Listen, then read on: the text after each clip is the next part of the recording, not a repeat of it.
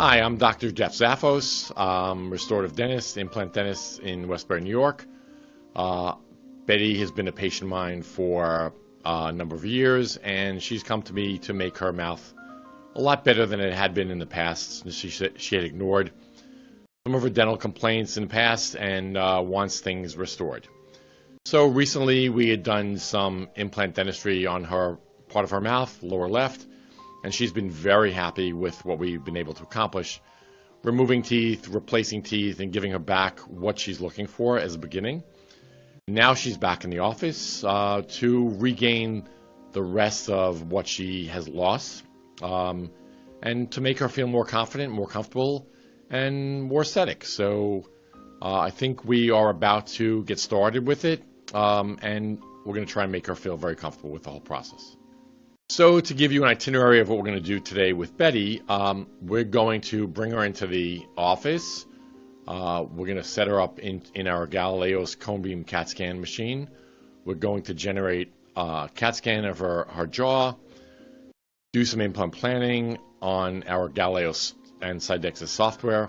We're going to use the Dentsply Sirona Prime Scan scanner to generate a scan of her teeth, integrate that with our Sidexis software so we can plan where the implants will go. At that point, once we've planned where we want things, we're going to take that digital data and send it off to SprintRay.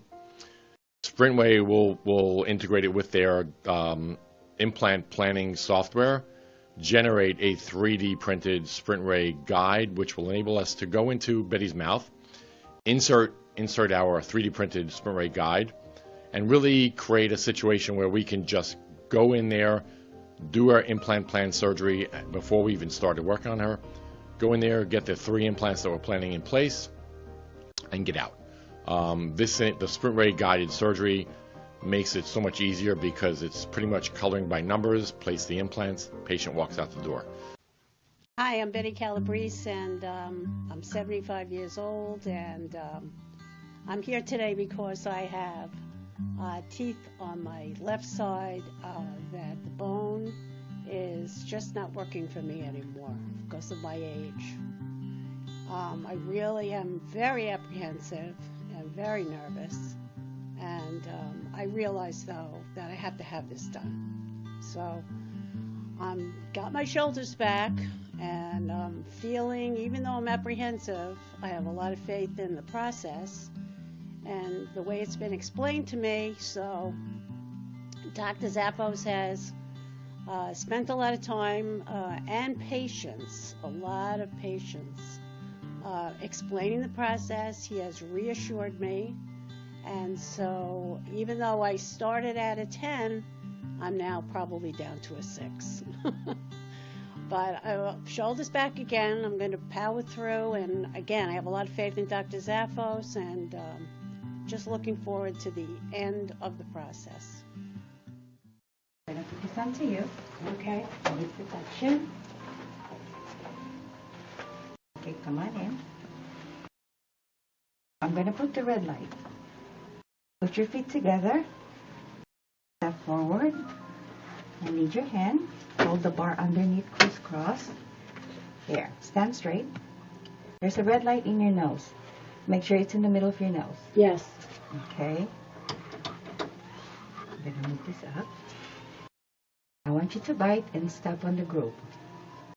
There you go. You okay? Yes. Is the red light still in the middle? Yes. Okay. Stand straight. Okay. Now I'm going to close this so your head won't move. And on the side. Is the red light still in the middle? Yes. Okay, now you're all set. Steady, do not move. This thing is going to go around, okay?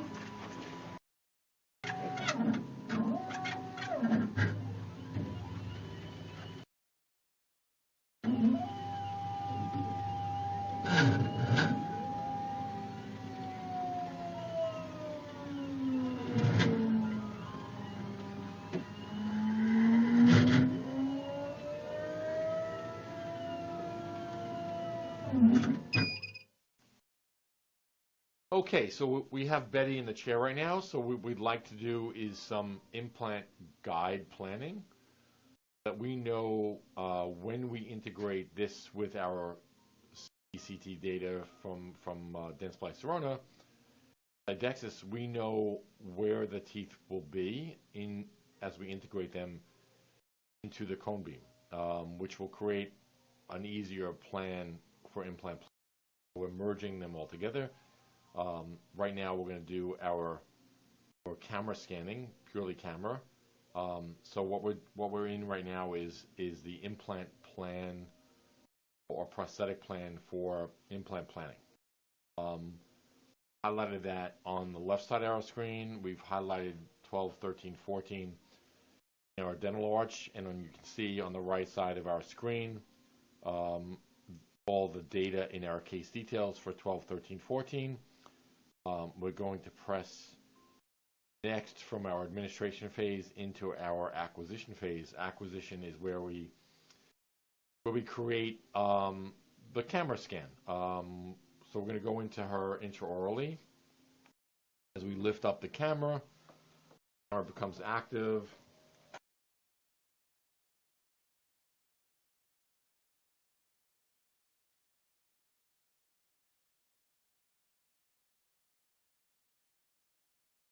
Start scanning. So this tooth is in place. This is 13, site number 12. 11. So what we're going to do is we're going to scan these teeth back and forth for this quadrant, and this is number 14 site. It's edentulous right now. So gathering data on number 13, number 13. All the data that we can, so we have a really accurate CAD/CAM data. So we cross over to the right side of her arch, pull in the data on the right side. That when we fabricate our guide, it's going to be very well fitted on the 3D printed SprintRay guide made by SprintRay Implant Planning.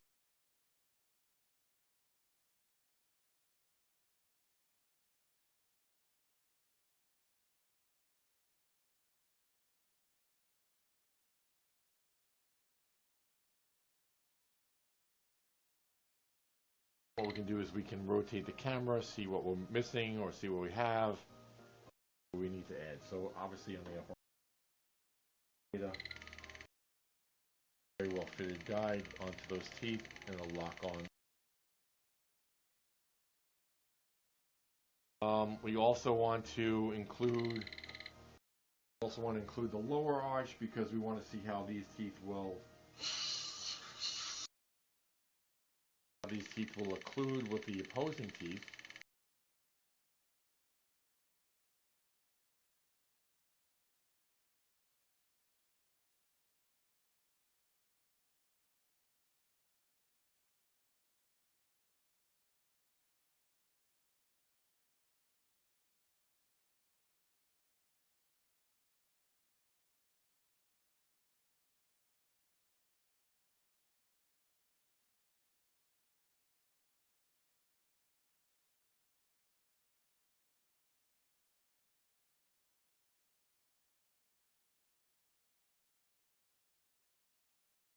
And we go into buccal bite, so we can see how the and the mandible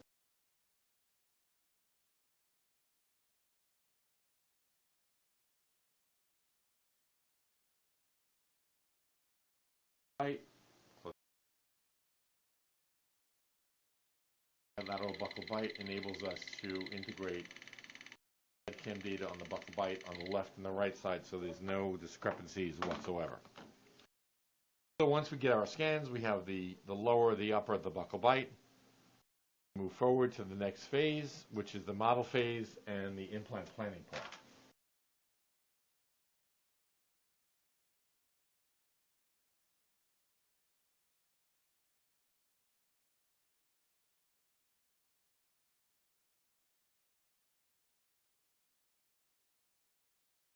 So right now the software is going from the acquisition to the model phase, where it takes all the data that I gave it, integrates it all together. puts the model together, upper, lower, with the buccal bite. And once the creating model phase is done, the model will come up on the screen. You can see how the timeline goes on the lower jaw at this point, just waiting for everything to come up. And once that's done, I can create the restorations that I need to integrate with the cone beam data to create my final plan.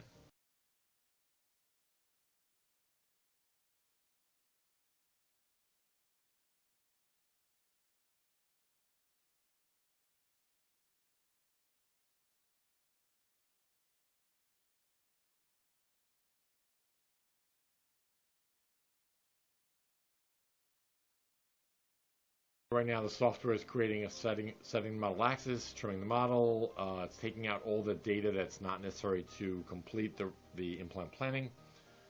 Here, you can see the data that it provides and the tooth structure that's missing for 12 and 14. 13, what we're going to do is we're going to digitally remove that so we can place the implant guided. And going to my design phase by pressing that tab, so it'll create those teeth in the appropriate places, and then I have the ability to digitally correct what it gives me.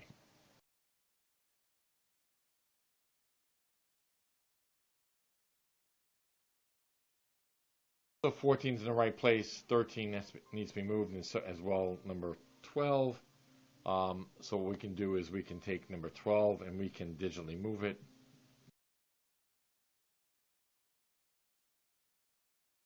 Rotate it, bring it back into position. Rotate it some more.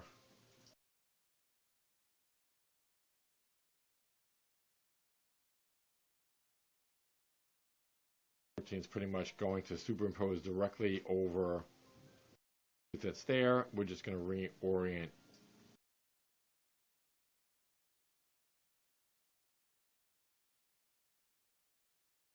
move aspect of our software.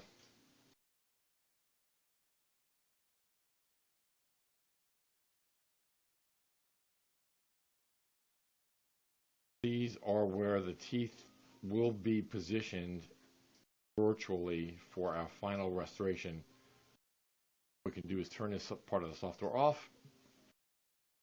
I like it the way it is, and what I'm going to do is reorient it so that I can see it better and bring in the opposing teeth, how that integrates.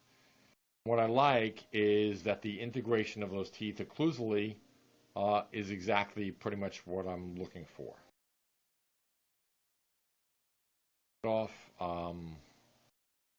I can edit my baselines for any one of those restorations and create a wider pontic space. Gives me a little bit more leeway as to where I want to place my implants final restoration. Requires a little bit of housekeeping, nothing extraordinary. Now when I turn off and make that tooth more opaque, I get at least a better restoration lying on the tissue itself, and I can do that with number 12. Is how that's a pontic right now, or a dental space, so I can reorient on the soft tissue.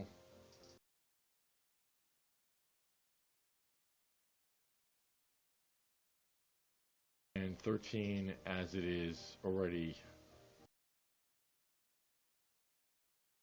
overlaid over a tooth, doesn't really exist because it doesn't really matter because I'm going to place the implant pretty much in line with the root structure of that tooth.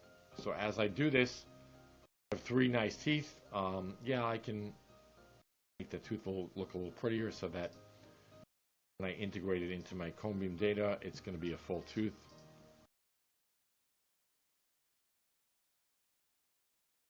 Was the gapping between 12 and 13. At that point, once my tooth positions are planned, what I would press is going to export.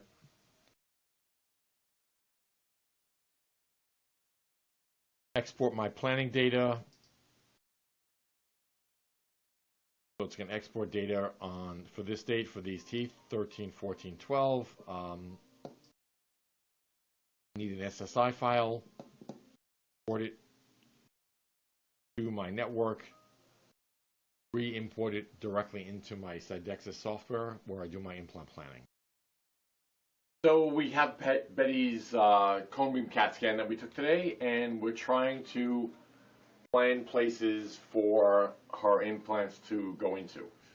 So what we've done is we've integrated our CAD CAM data, and you can see the 3 teeth, 12, 13, 14.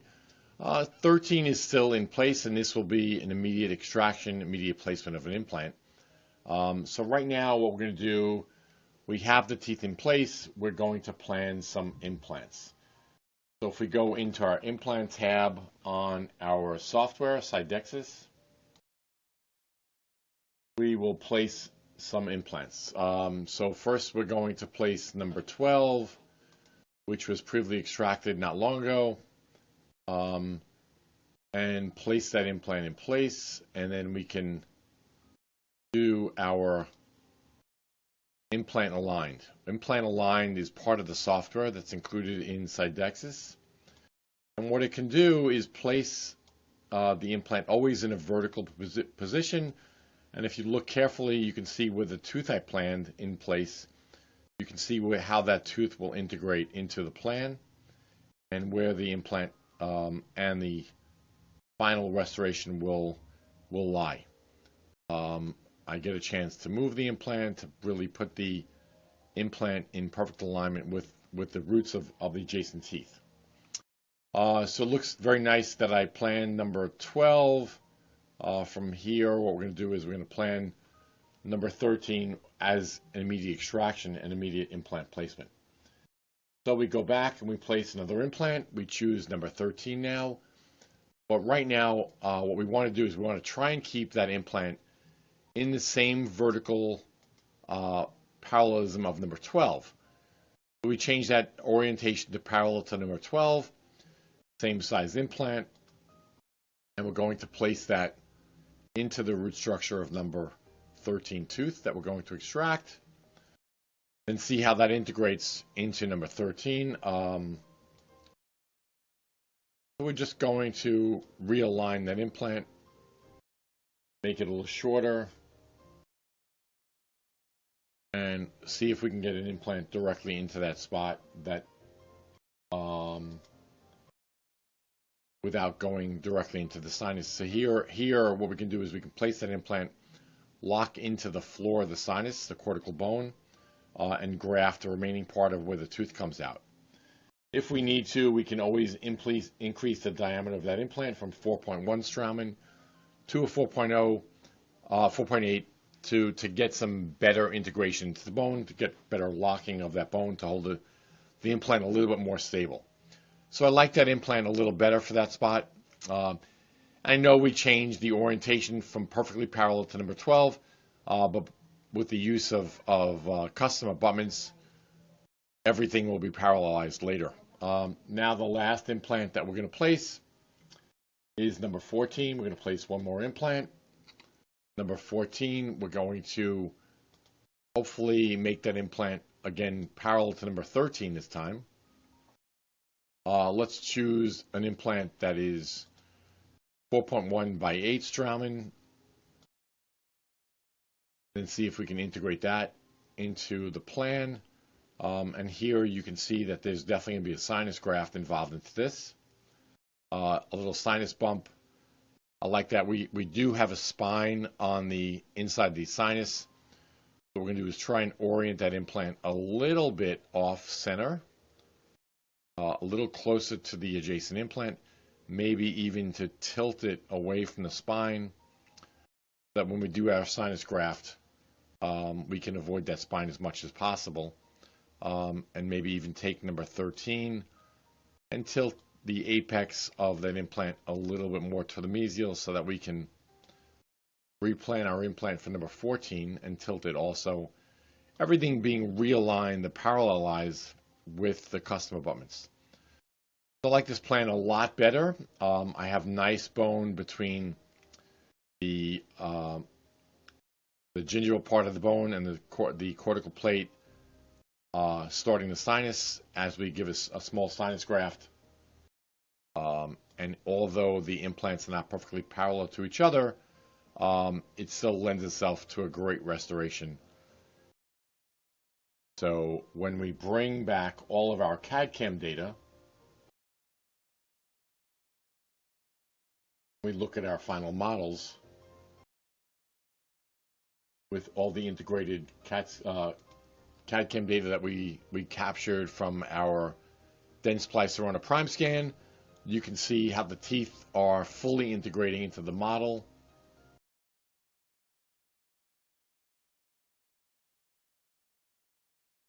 So basically what I've planned is a full plan of 3 implants that would give Betty 3 beautifully connected teeth with custom abutments fabricated by Dentsply Sirona Atlantis. And then we will CAD/CAM the final restorations after the implants are completely integrated. Okay, so now that we've planned our implant positioning and CAD/CAM data, we need to get into our SprintRay digital lab slip. And what we do is we tell SprintRay exactly what we have. So as we scroll down, you can see that we're going to highlight each part of what we need. Implant planning.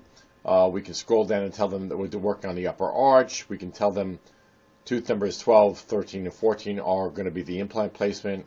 So as we scroll down further, we tell them what kind of implants. We're going to use Straumann implants, Straumann surgical guide kit. We're going to, is it going to be fully guided, and any additional information that we need to put into the digital lab slip for SprintRay. What they then do after I submit this file, and they verify it, review the entire case, they will notify me by email to go into my portal, my SprintRay portal, that there's an existing file for me to download from them, and that I can take that file, put it directly into my SprintRay printer. I can print up my guide as soon as I need to and get it ready for the surgical procedure. For in this case, it would be for Elizabeth, and get it all done. Okay, we're back. We received the email that this guide was ready from SprintRay.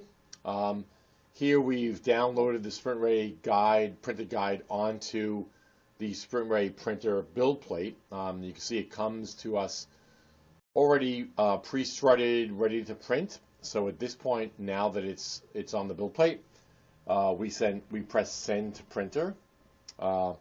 Send to printer will get it started on the printing, and within a little while that printer will be done, and we'll be able to look at that physically in our hand and use it for our surgery. Press print on our digital lab script. It's come over, the file I just come over to the SprintRay printer. You can see that design directly on the screen when I hold it. I will close the cover so that it's separated from the light.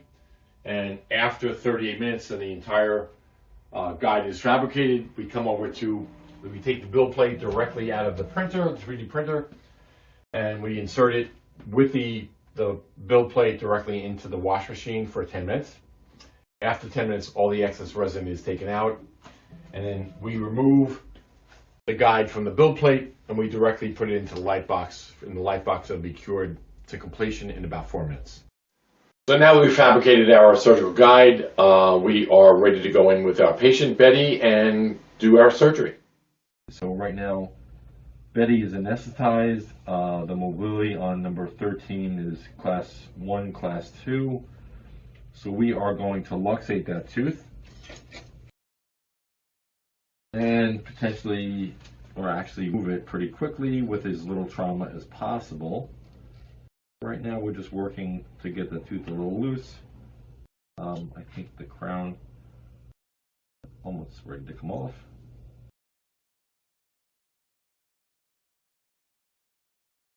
We're just going to luxate a little bit to the facial, little bit sublingual. And that tooth is just about ready to come out atraumatically. Here it comes.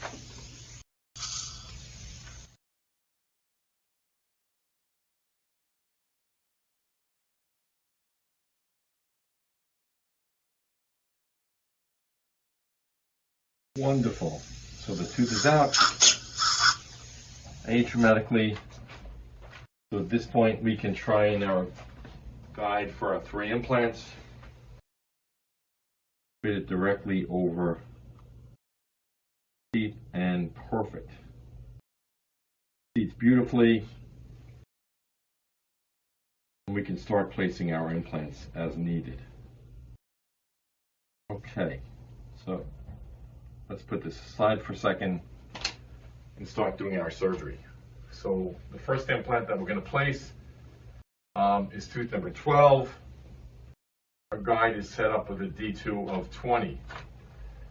And the implant that we're going to place is a 4-1 Straumann by 10 millimeters long implant. Guide in place.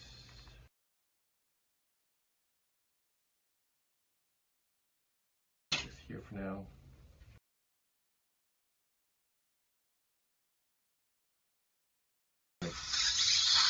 Create a dimple in the tissue. This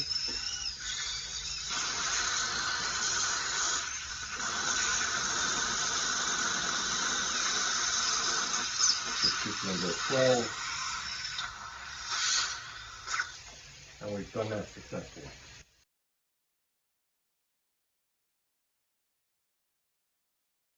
Right now what we're going to do is we're going to place start our osteotomy per position. We continue our work on number 12.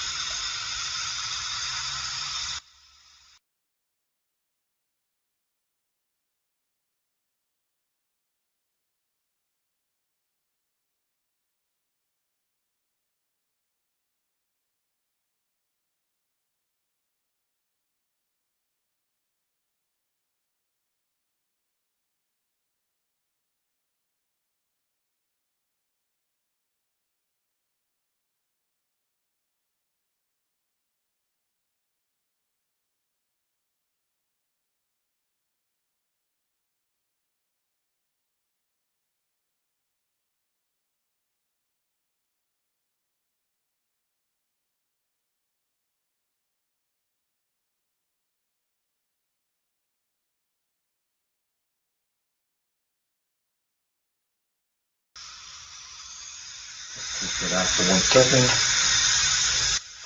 And like I said, this will be a 4.1 implant. So that we have to go into the osteotomy a couple of times to increase the diameter of the osteotomy.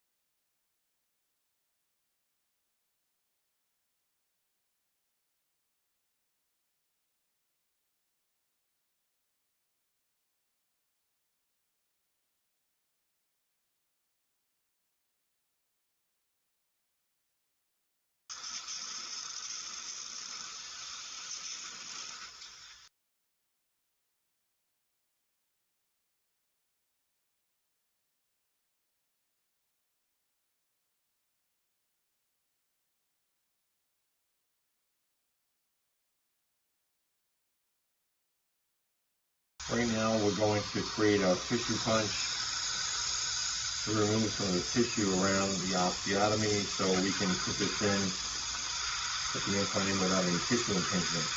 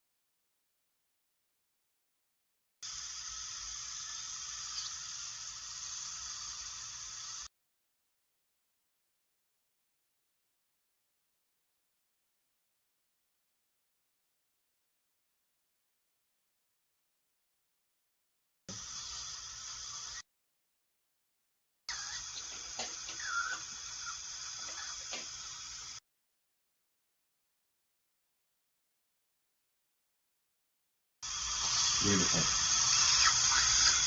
Okay, so let's get ready to insert number 12, 4.1 by 10 trauma. Now what we're doing is we're lining up the implant with the osteotomy with this 1-inch cannon. There we go. Implant clicked into position, and we will start to insert the implant.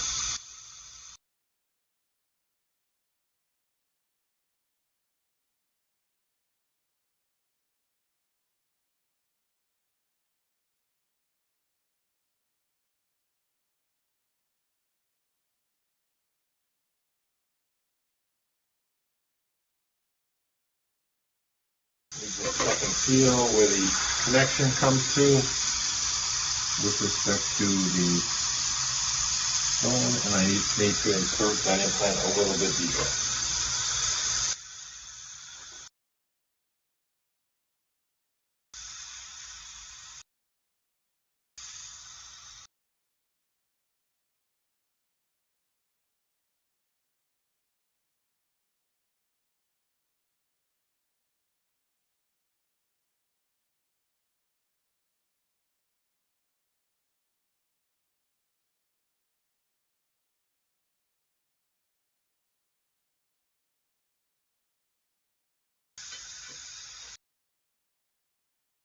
Okay.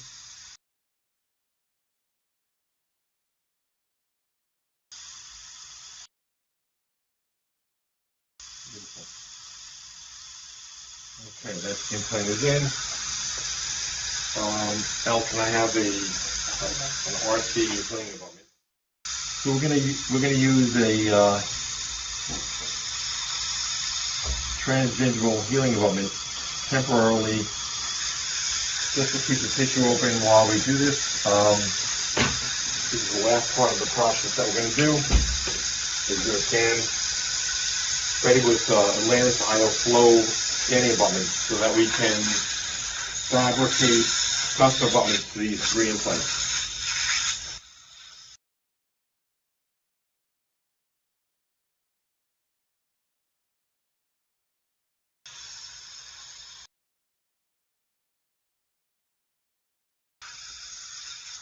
All right, now we're going to train our guide one more time. Get ready to place the osteotomy for number 13.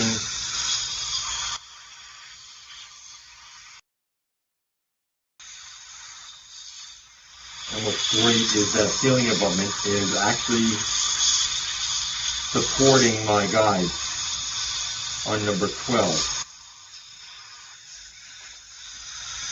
And this is literally the extraction site.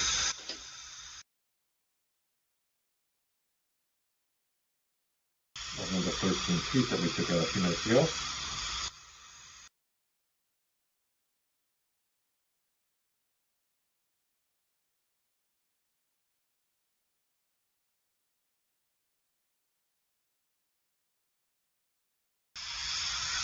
The drill seems to go in, a 2.2 drill seems to go into depth automatically in the 4.1 implant, so let's try a 3.5 drill.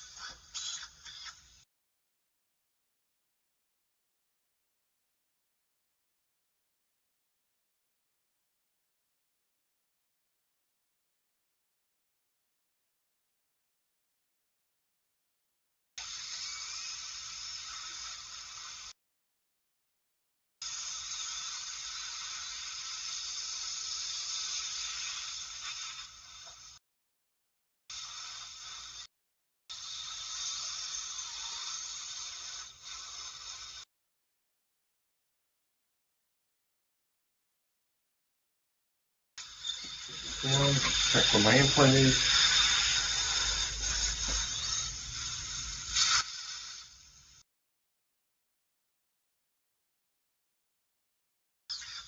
Certainly want to go a little deeper on that.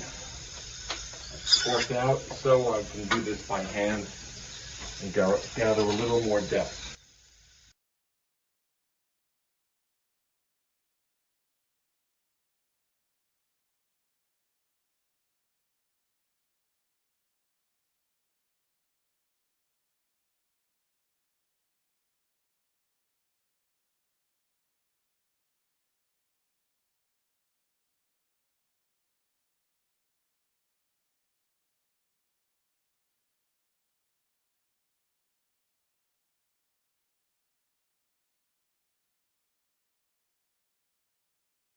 And as I gain depth, I also gain primary stability, which at this point feels really, really nice.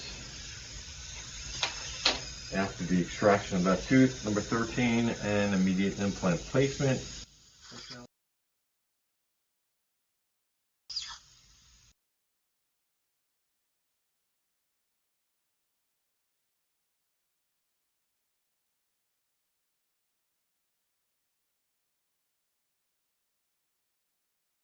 And I just think we're going to need a little more depth, a little more stability.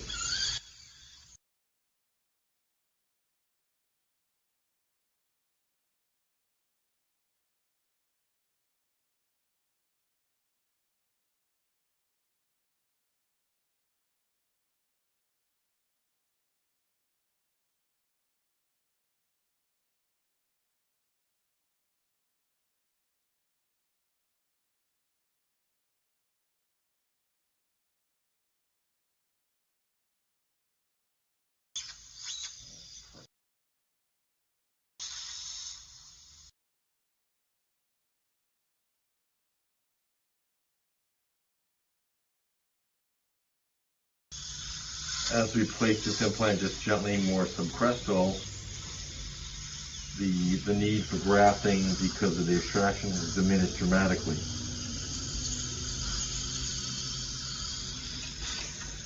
Kevin, can we publish for the time being?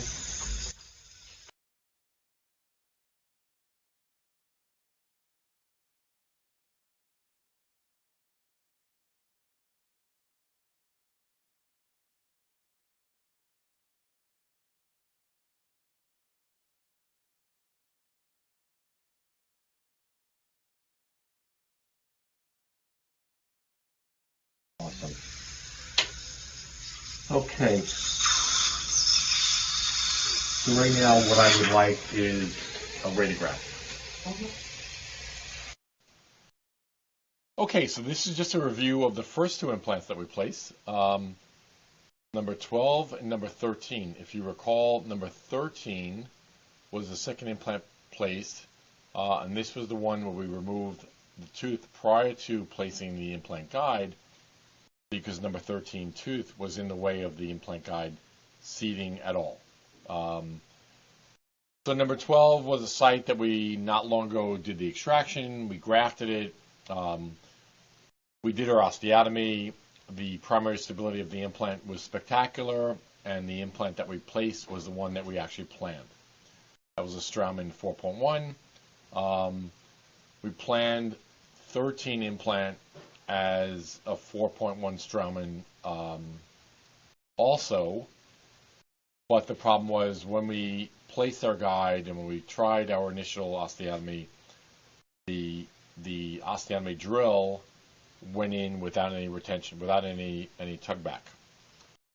So on that implant, we actually tried the second drill, and that drill also had no tug back. So we opted to increase the size of the implant from a 4.1 Straumann to a 4.8 Straumann because of the extraction. The extraction site was a little bigger than the actual 4.1 implant, and we couldn't get any primary stability. We chose to place the 4.8 implant, and we got very, very nice primary stability on that implant. I'm completely satisfied without any additional grafting. So it took up the extraction site almost completely, and So those two implants were completed as expected with the change of the second implant on 13. The last implant is number 14. That one's going to require a little bit of a sinus bump. Just visualize what we're going to do. Our tissue punch.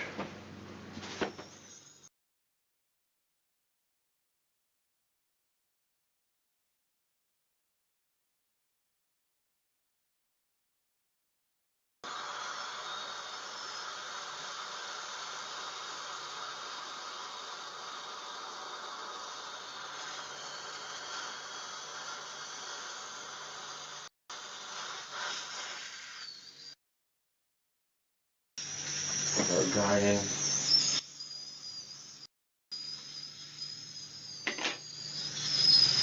Just remove the overlying tissue.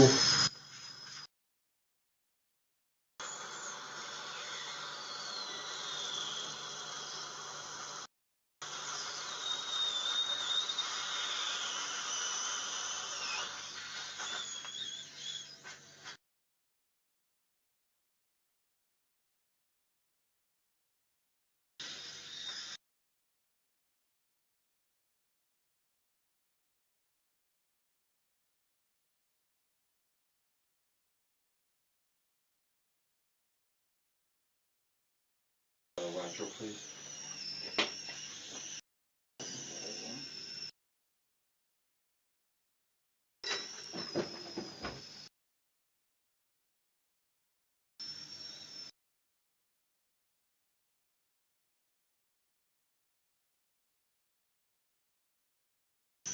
Perfect.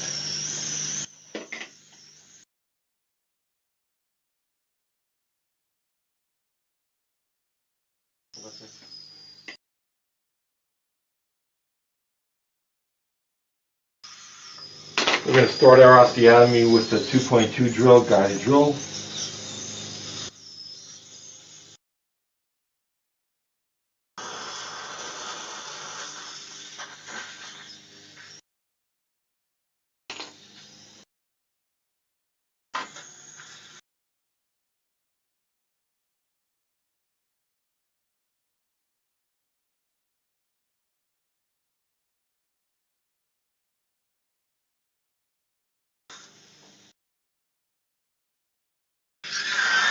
Now we're using a drill that has a stopper on it at 6 millimeters, so we want to encounter the sinus at 6 millimeters and then measure whether we need to go a little further.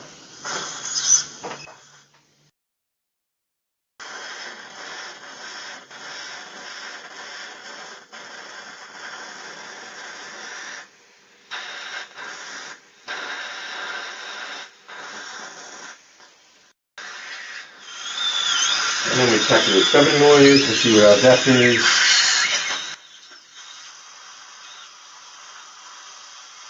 And at 7, we're actually in the sinus already. At this point, since we're just into the sinus bump, I'll take a collagen plug and make this a little wider.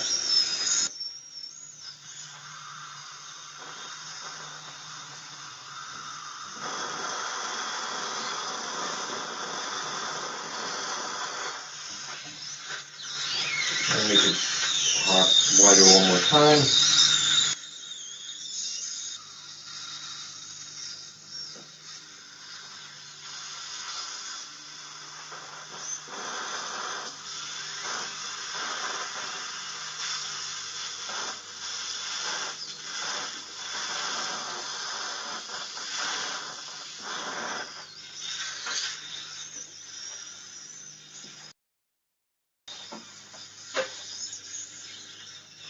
I want to confirm with the wider hole that we are actually in the sinus cavity. And that's good.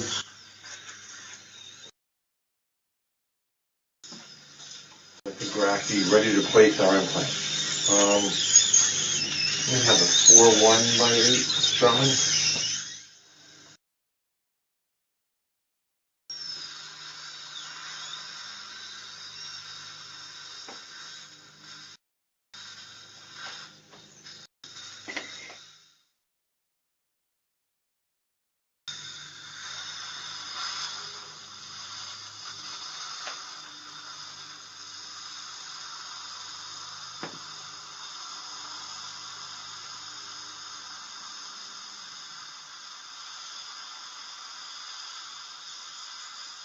Okay,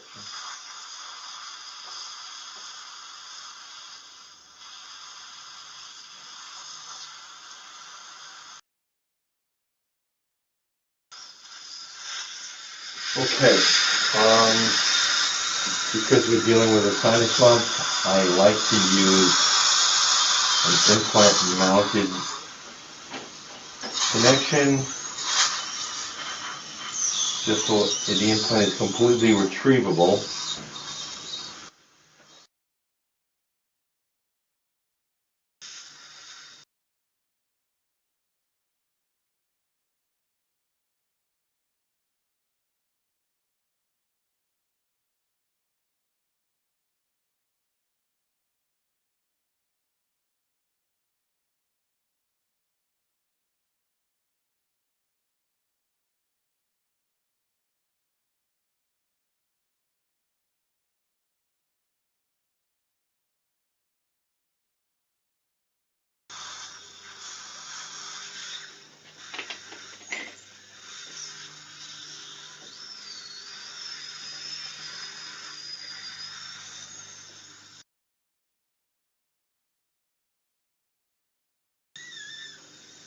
Not from Crystal yet.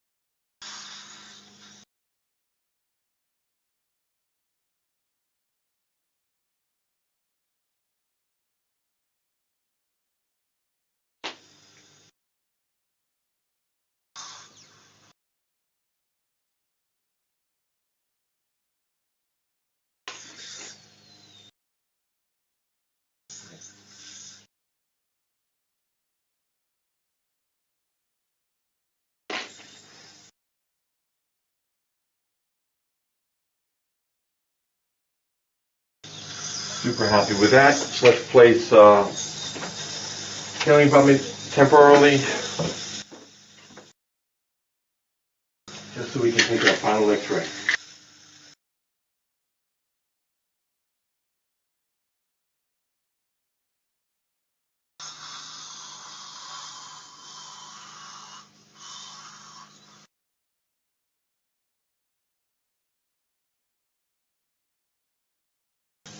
Okay. Once the implants are in place, collagen plug is separating the sinus from the implant. Let's take a final radiograph. Hit from the vertical. This one could be horizontal. Okay, so just wanted to review post-operatively how the surgery went, how the patient went. So if you look at the pre-op plan for the implants for Betty for 12, 13, and 14 with immediate extraction of number 13 tooth and sinus bump of number 14 with avoiding the spine on the distal part of the implant, angulating that implant apex towards the mesial a little bit. So as we look at these three implants, they're nice and parallel, and you see a little bit of a change in parallelism on number 14 in a tiny way. You can review that with the CAD/CAM data, the patient virtual model, which is in yellow, and the virtual teeth that had not been placed that are on the model for 12, 13, 14, which were in blue. These are teeth that are proposed. These are helping us to align implant placement for correct restoration of those implants. So you can see restoration of 12, 13, 14, and the implant sticking through the virtual model of her existing jaw. And as we go back to the physical plan, you can see that 3 implants here on this lower left slot part of the cone beam, 12, 13, 14, with a mesial tilt of the apex of number 14 implant, avoiding the spine on the distal aspect of the implant, which would get us into the sinus with more difficulty. A little bit of tilt of that implant, and you can review all the other implants. Here's the sinus bump of them in the middle picture, the sinus bump of that actual implant, showing the cortex of the floor of the sinus, centered nicely buccolingually of that implant, and 3 implants that are in place virtually parallel. So now it would be easy to restore that patient in 3 to 4 months after a complete healing.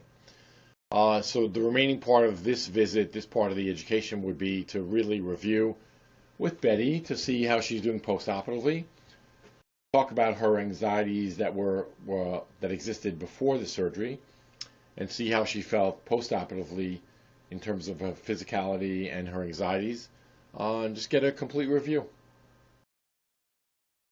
So Betty, when we met in the office the other day, and it was just prior to the surgery, Yes. you expressed, your concerns, your anxieties of how this was going to go. I reassured you that it was all under control. It was pre-planned virtually, that we had seen you virtually, and that this should go exactly as planned. And the results came out great. How did it go for you? I feel absolutely 100%, like nothing ever even happened to me. And the biggest problem through the whole process was myself. The high anxiety, I wore myself out, the anticipation, and it's not to say that it's not a procedure, it's not surgery, it's a process. But the anticipation was much worse than the actual event. I experience that a lot with patients quite frequently. They're all wrapped up. They've spoken to friends. They've watched videos on the computer. Everybody does it. It's natural emotion where it's the fear of the unknown. So I try to reassure patients in the planning phase before we do anything that things are going to go exactly as planned, because we've done the surgery virtually on you. And then the day of surgery is we know exactly how we're going to go in, make you physically comfortable by anesthetizing the area, do the surgery, get out, let you calm down. Patients usually feel a little run down afterwards because their adrenaline is elevated, and they feel that huge sigh of relief after the procedure is done. That's exactly correct. That's exactly how it did go. Well, once again, I'm glad it went exactly as planned this time, and I'm grateful that you feel as good as you do. Oh, I feel great, actually. Good. And it's exactly the way you just described it. The adrenaline comes down, and you have this moment where your body is just tired from getting yourself all riled up. And then, me, this is day 3. I feel like, as I said, nothing ever even happened. Good.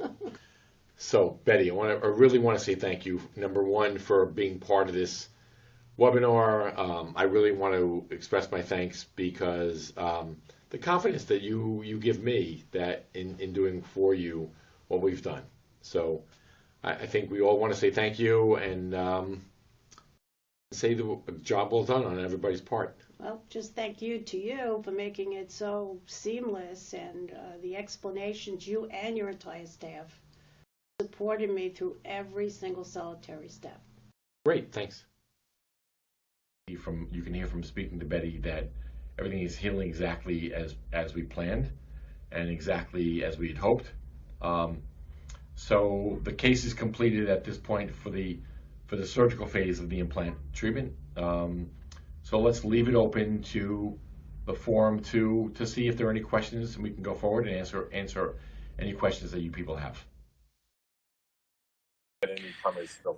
Okay, so we're going to go ahead and open up to the Q&A session now. So I'd like to encourage you to submit your questions. You should be able to see flashing in your screen right now the button "Have a Question." You can go ahead and submit a question, and here with us we have Dr. Zaffos and our patient Betty. So we will await your questions. Change of the second implant on third. The last implant is number 14.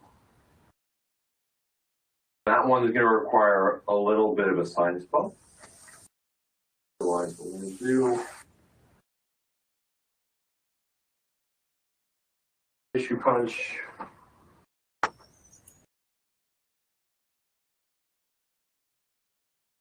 Questions, you can go ahead. You have a question box.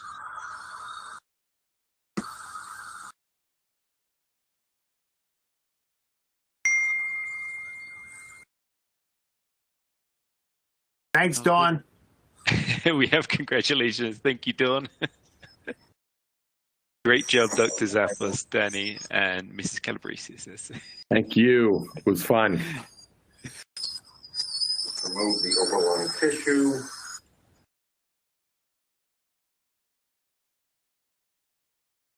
To submit any questions you might have. And then to have a question box.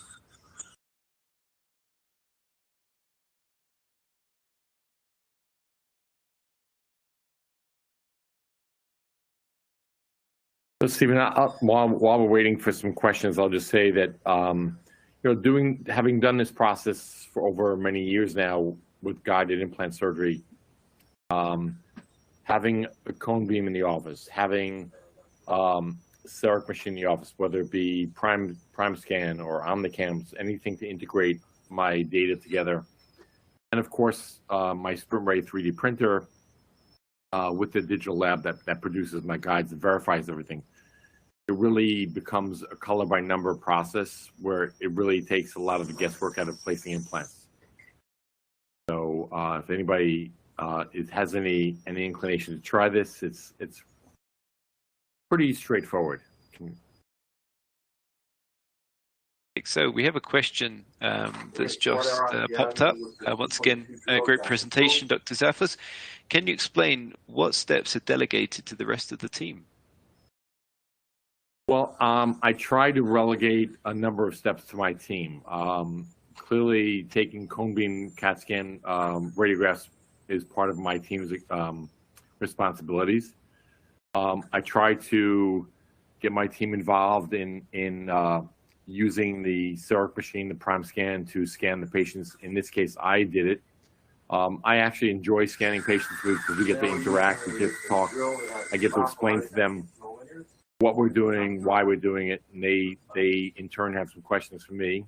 But my staff is very capable of answering a lot of questions, and when they can't, they actually defer to me. And they take the data that I provide for implant planning, which we print out on a sheet, and they're integral to getting me ready for the actual surgery.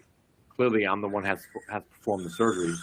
But they have very good responsibilities, very strict responsibilities where I depend on them to get everything ready so that when I go in there and I do my work, it's boom, boom, boom, and patient's comfortable, I'm comfortable, and everybody is completed without any problems with the wheel.